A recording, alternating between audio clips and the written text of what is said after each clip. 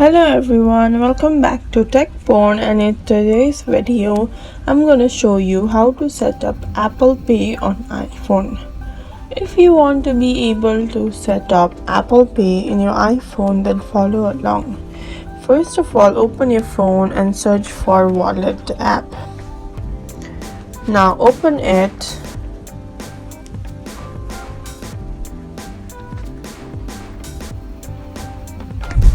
Now click on the plus icon.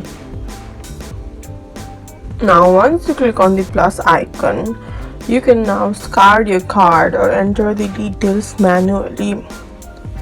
Complete verification from your bank by following all the steps required. And that's it. Apple Pay is now ready to use. Thank you for watching and follow us for more tips and tutorials.